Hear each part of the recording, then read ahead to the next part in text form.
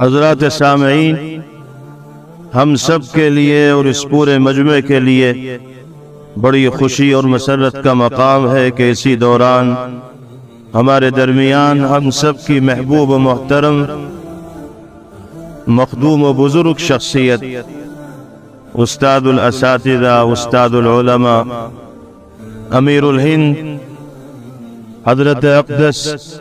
مولانا سید ارشد مدنی صاحب دامت برکاتہم العالیہ، صدر جمعیت علماء ہند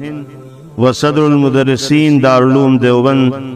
تشریف لائے ہیں، اور آپ کی آمد سے یقیناً ہمارے اس معطر اسٹیج کی رونق میں اضافہ ہوا ہے۔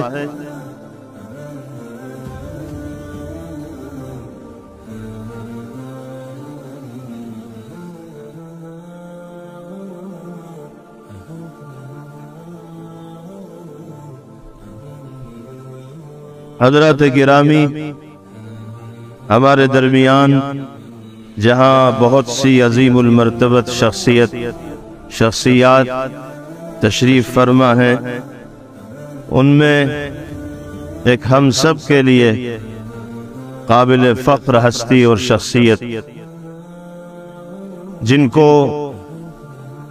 اللہ رب العزت والجلال نے شرف و سعادت، عزت و شہرت، قبولیت و قابلیت کے مقام بلند پر فائز کیا ہے، اور جو صاحبزادہ محترم ہیں اس عظیم المرتبت شخصیت کے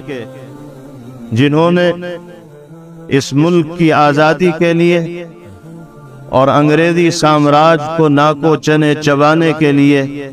ان کو گھٹنے ٹیکنے پر مجبور کرنے کے لیے ملک کی جیلوں کو آباد کیا، مشقتوں کو برداشت کیا،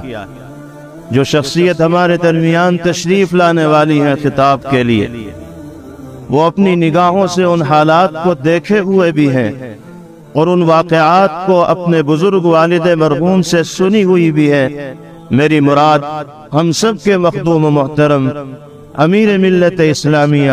امیر الہند، صدر جمعیت علماء ہند دارالعلوم دیوبند کے صدر المدرسین حضرت اقدس مولانا سید ارشد مدنی دامت برکاتہم العالیہ ہیں۔ میں حضرت والا سے انتہائی ادب کے ساتھ درخواست کرتا ہوں کہ لاکھوں کا یہ مجمع آپ کے خطاب کو سننے کے لیے یہاں حاضر ہے۔ آپ کی آواز دلوں کو اپیل کرنے والی ہے۔ حالات کے تناظر میں آپ اپنی رہنمائی سے اس مجمع کو مستفیض فرمائیں۔